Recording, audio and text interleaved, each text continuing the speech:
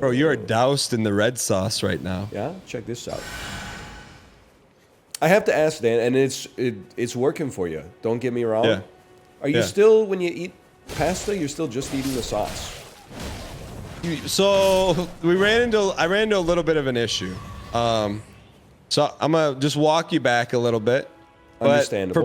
For probably about like 4 or 5 months, I won't say I carb min-max, but I took carbs down to like a very, very small amount. Right? I understand. So And you're going on TV. You wanna look presentable. Yeah. So it worked, right? So like I could see resemblance of like abdominal muscles, and I haven't seen that since I was like playing football in high school. So anyways, I'm like, okay, I need to eat more protein. So I'm like, I Googled what has protein in it and said cheese. So for about a month, I was eating like, Oh no. How much cheese per day? so I was eating like, this may be getting into some details. I was eating like a block of cheese a day. Like, I'm like a pound of cheese? Like, you know, when you go to the store, you can buy like a big rectangle of cheese. Yeah, but like, that's like, would you say it's the half the length of your forearm, or like? I would say from like your knuckles to right past your wrist. Okay, I mean, there's still a lot of cheese.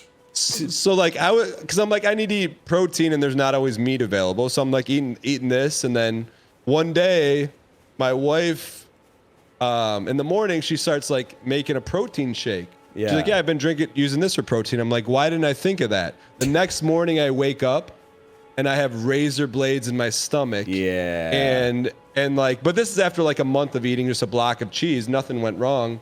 And then, bro, I've never had stomach problems my whole life, but after eating like a block of cheese for a month, like I just couldn't go. Like, Yeah, I hear that it's like it can make you constipated for sure. But I always thought that was something that happened to old people. Yeah, it was happening to other people, not us. But so it's a real thing. But then I also felt like an idiot because I'm like, I did this to myself. It's like you have this plumbing and then you're just throwing bricks in the plumbing and then you're complaining why your plumbing doesn't work. Yeah, I mean, like, there's something to be said. I'm pro cheese in my life. Yeah. Until the doctor tells me not to eat it anymore because I have lactose intolerance, probably. But you know, there's something to be said about carbs. Like, you know, your body likes to use them for fuel. They contain fiber as well, which can be helpful for avoiding, as you so called it, throwing bricks into the plumbing. But I'll tell you what. So now man, you're having a little, like a half noodle 2x sauce type situation. No, you know, like once, like I literally just got on the other side of like all the bricks are removed. So Okay. now I'm just going to go back to what I was doing, but instead of eating cheese, I'm just going to have protein shakes. Okay, I can understand that. But yeah, like last night we went out to eat for my in-laws. They had a wedding anniversary. We went to an Italian restaurant. I just got the sauce, the meat sauce with no noodles. I mean, listen, like I said, it's working for you. That is insanity to me. To look the server dead in the eyes and say, can I just get the sauce? Did they bring a fork, or? The fork was already on the table. I guess I'm just asking what cutlery they brought to serve you with. With the plate? Yeah. It was a cloth napkin kind of place. Oh, So you had everything. okay, Yeah, I see. Yeah. Like a starch white tablecloth type deal. Are you still getting cheeseburger at McDonald's, or are you going bunless? I go bunless, but I'll tell you what. The other thing, so you had me Coke Zero pilled. Right. I consider myself someone who doesn't get influenced, but every time you talk about Coke Zero, I'm like, I'll give it a shot. I gave it a shot. I was drinking one a day for like 2 months. Yeah. I thought you were then talking about it like that was like rock bottom. Yeah, I mean, it was like, and it's good, but then I noticed after I was drinking it, I like felt like fuzzy. Do you feel fuzzy after drinking one? Like mentally fuzzy, like brain Just fog? like fuzzy, like you got fuzzies on you. You feel like like a little itchy.